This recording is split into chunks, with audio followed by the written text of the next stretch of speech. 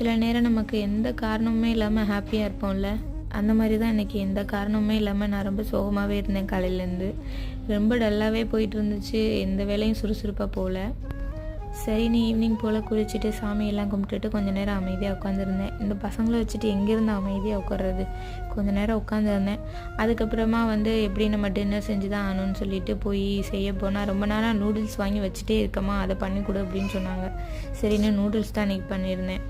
First நூடுல்ஸை உதிரியாக வர மாதிரி சைடில் வேக வச்சுட்டு, ஒரு சைடில் கேரட்டு, பீன்ஸ், முட்டைக்கோஸ் போட்டு வதக்கிட்டு, அதுக்கப்புறமா ஆனியன் பாதி மட்டும் உள்ளே சேர்த்துக்கிட்டேன்.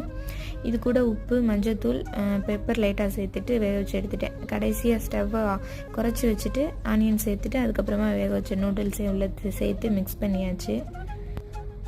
நல்லா தண்ணி எதுவும் இல்லாமல் ஃபுல்லாக வற்றினதுக்கப்புறம் இறக்கியாச்சு. பசங்களுக்கு வச்சு கொடுக்கும்போது கடைசியாக கொஞ்சம் கெச்சப் மட்டும் சேர்த்து சர்வ் பண்ணிட்டேன்.